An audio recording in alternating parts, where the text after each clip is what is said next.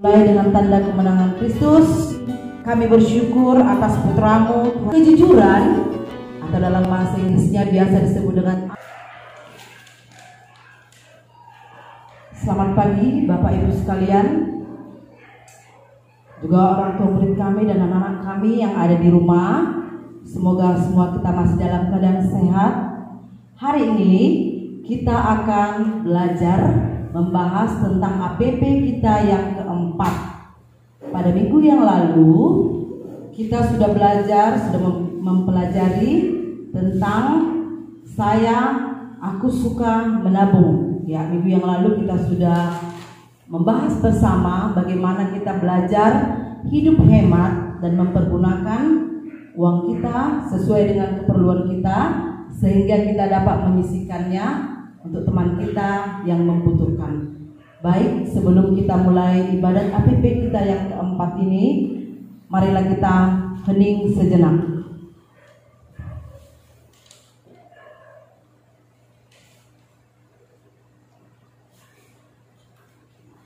Mari kita mulai dengan tanda kemenangan Kristus, demi nama Bapa dan Putra dan Roh Kudus. Amin. Kita bernyanyi.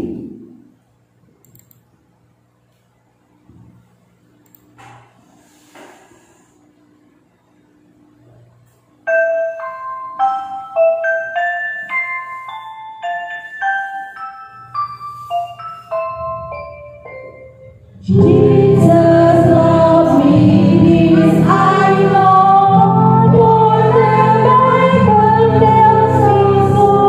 Marilah kita berdoa.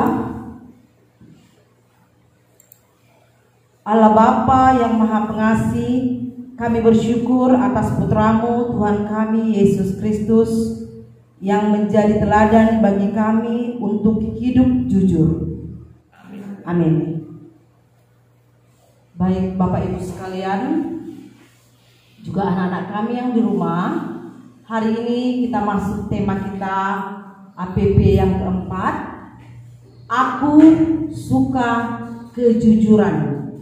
Oke, once again, sekali lagi.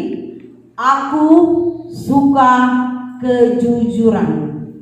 Baik, kita akan belajar apa itu arti jujur, apa manfaatnya, dan bagaimana kita berperilaku jujur di dalam kehidupan kita sehari-hari. Baik, kejujuran atau dalam bahasa Inggrisnya biasa disebut dengan honesty.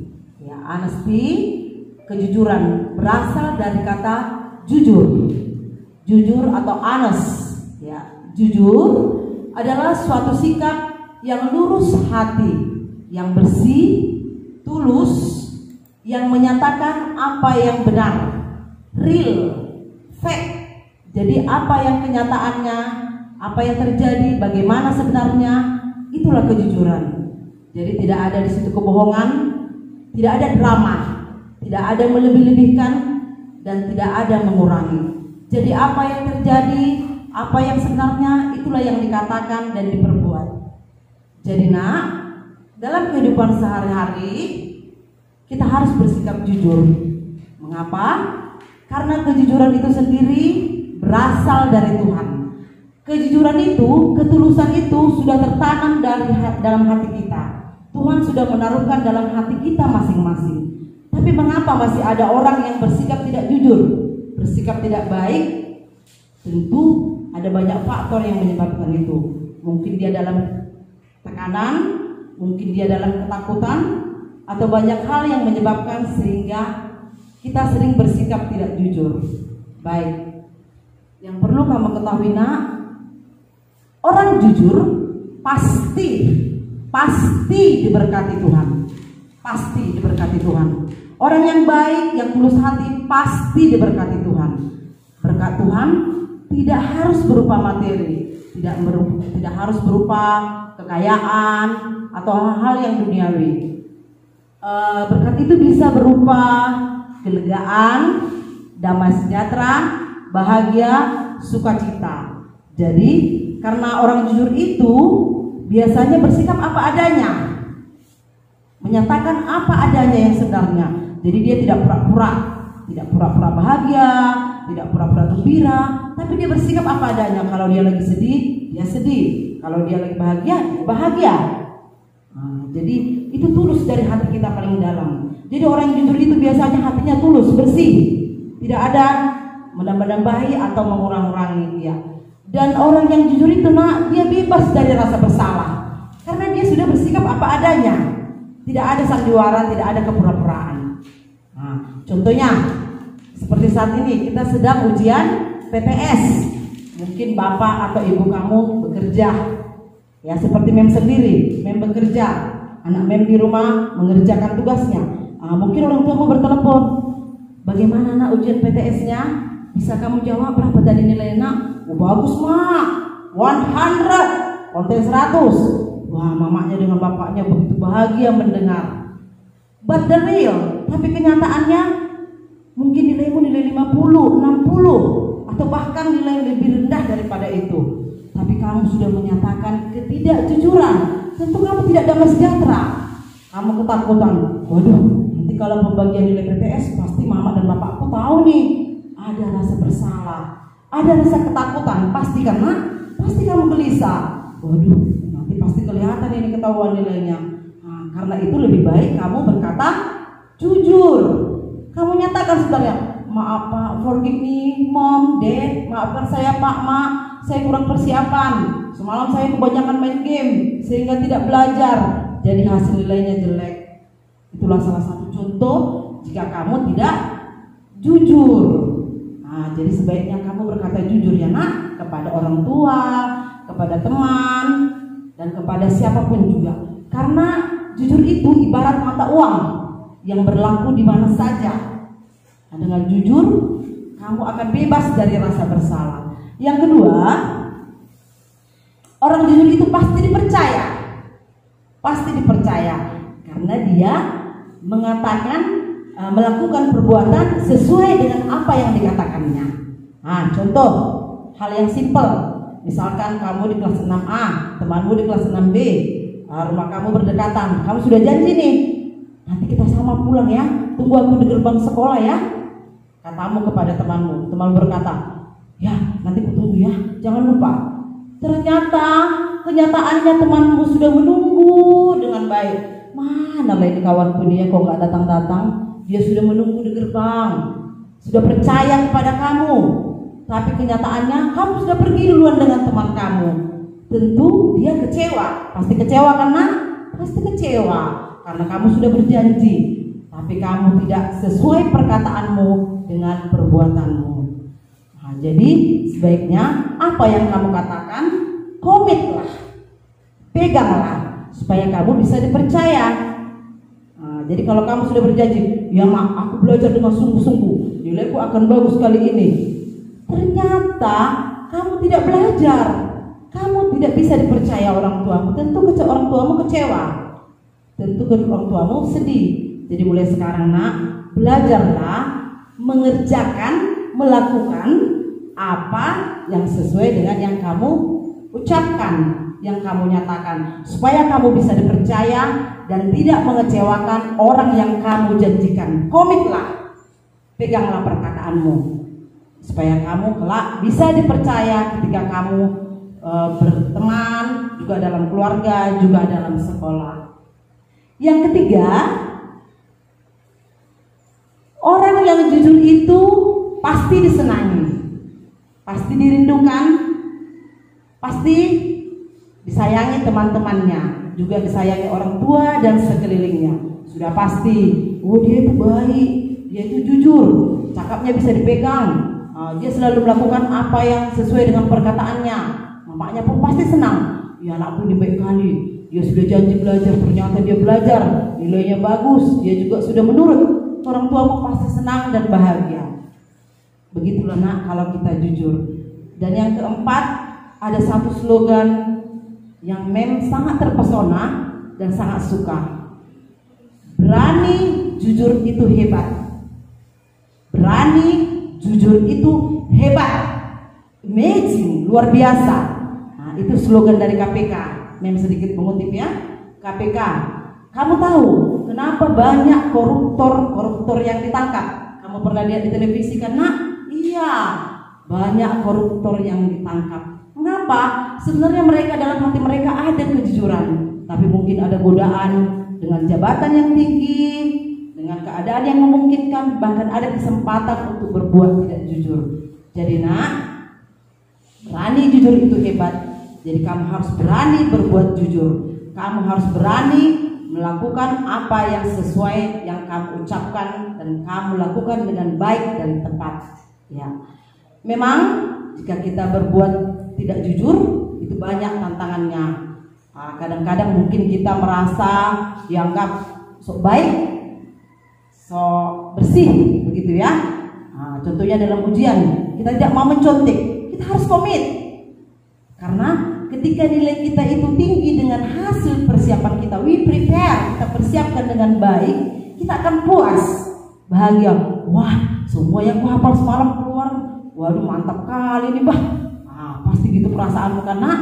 Tapi kalau kamu mendapatkan nilai 100, hasil lihat kiri kanan, hasil lihat di buku, kamu gak akan puas. Mungkin kamu the winner, mendapat yang pertama, tapi itu bukan hasil kerja keras, bukan hasil prepare, bukan hasil persiapanmu, hasil cuti sana sini. Jadi mulai sekarang tanamkan anak, misalkan dalam ujian, biasakan bersikap jujur. Tanamkan dalam hatimu bahwasanya dengan berbuat jujur kamu akan merasa bahagia, sukacita, ada damai sejahtera, lega, lepas, tidak ada beban. Nah, itu yang paling utama. Nah, walau kadang banyak yang berbuat tidak jujur untuk mendapatkan ujian, biar dia dapat juara 1 dia mencontek kiri kanan. Yang penting juara 1 kelihatannya keren. Ada juga yang bersikap tidak jujur dengan dirinya supaya dia kelihatan hebat lihat orang. Dia sampai melakukan hal-hal yang tidak baik. Jangan ya nak, tapi tetap melakukan apa adanya. Jujurlah. Be yourself. Be yourself. Jadilah diri sendiri. Jangan jadi diri orang lain. Percayalah, dengan jujur kamu akan mendapat berkat. Kamu akan mendapatkan sukacita. Kembali mengingatkan, mari sejak dini anak-anak kami kita tanamkan kejujuran. Banyak hal-hal yang bisa kita contoh, hal-hal yang simpel dalam kehidupan kita. Misalkan mungkin dalam bermain ada benda atau barang yang rusak. Siapa tadi merusakkan ini nak? Saya mak, saya minta maaf. Tadi tersenggol. Katakan saja dengan jujur. Misalkan kamu disuruh pergi ke warung. Tolong dulu nak, belikan dulu gula sekilo. Uang kamu 50 ribuan. Ternyata kembaliannya lebih. Kamu kembalikan saja. Bu, ini kembaliannya sepertinya berlebih. Kamu akan merasakan sukacita karena akan memberikan keuntungan kepada orang lain. Percayalah nak, apa yang kamu perbuat dengan jujur, apa yang kamu lakukan dengan tulus, hati yang bersih, itu semua akan menjadi berkat bagimu. Jadi mulai sekarang, mari be honest. Mari kita mencoba bersikap jujur. Kita mohon pertolongan Tuhan. Pasti Tuhan menolong kita. Mungkin kita kadang sering berbohong, ya, kita memohon kepada Tuhan. Baik, jadi itulah yang dapat kami sampaikan. Jangan lupa untuk tetap bersikap jujur. Be honest. Oke, thank you. Terima kasih, semoga bermanfaat bagi kita semuanya. Jangan lupa kita untuk tetap mengumpulkan, menyisihkan uang kita sedikit untuk APP kita, untuk dapat kita bagi kepada orang-orang yang membutuhkan. Baik, kita bernyanyi lagu pengantar Injil.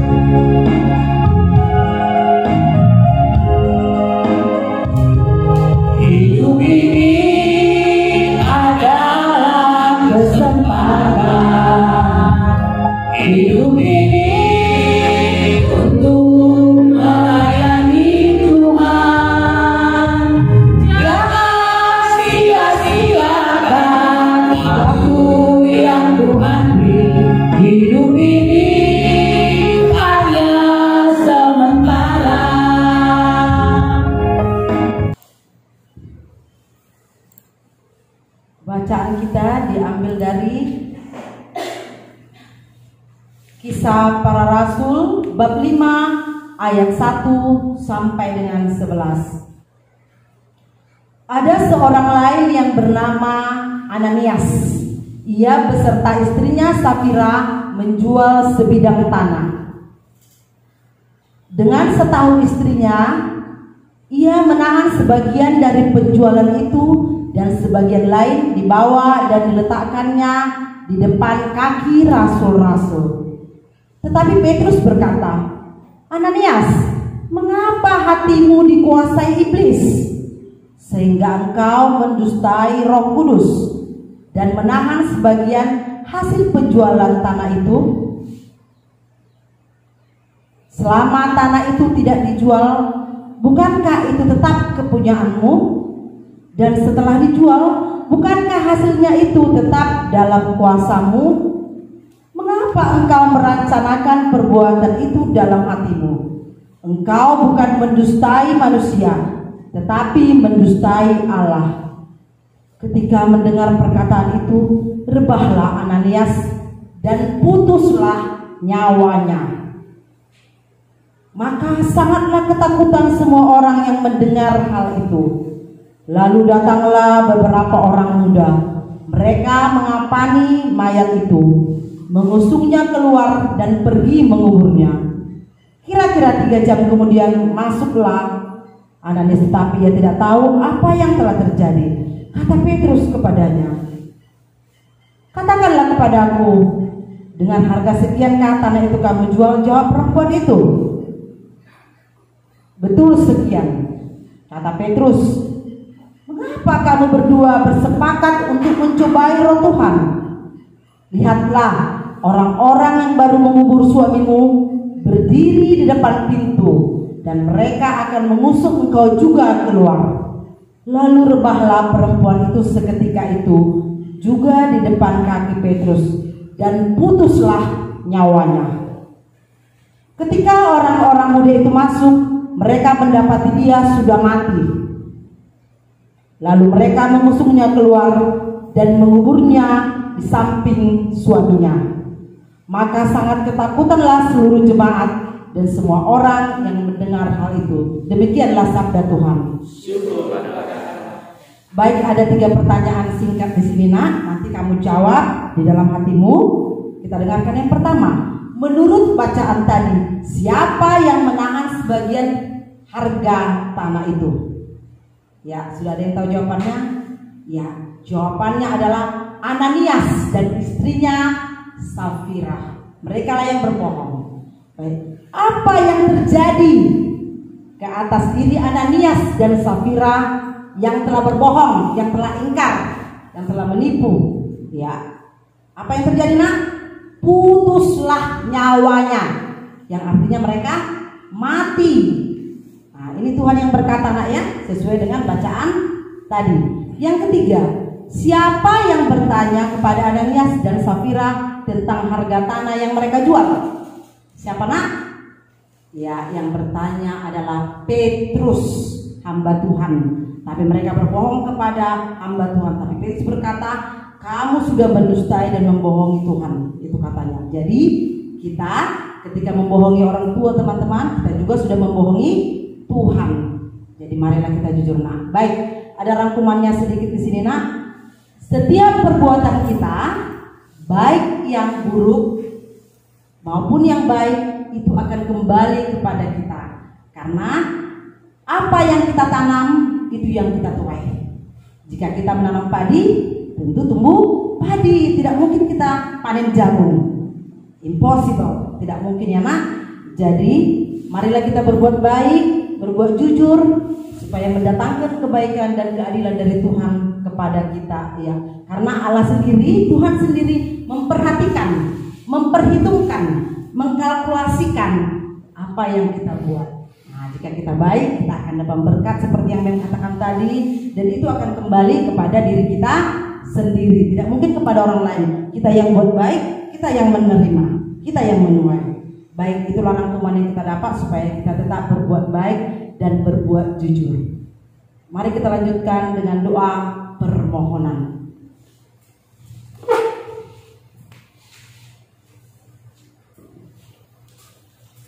Bagi para pemimpin gereja, Bapa yang baik, Engkau memberi kami pemimpin gereja untuk membimbing kami.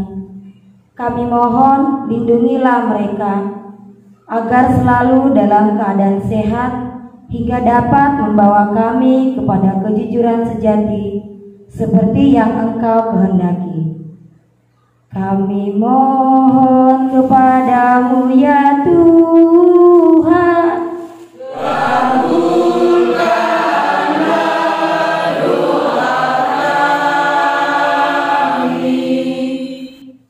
mari kita berdoa bersama doa Bapa kami.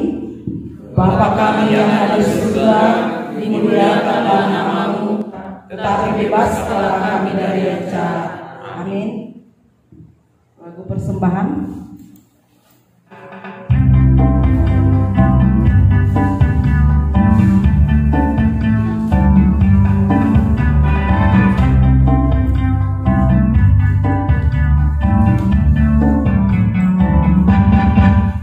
Hati-hati gunakan tanganmu, hati-hati gunakan tanganmu. Mari kita berdoa.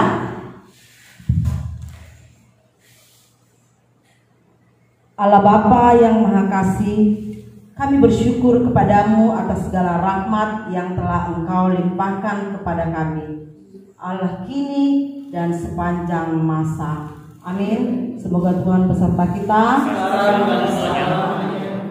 Dalam Bapa dan Putra dan Roh Kudus. Amin. Dengan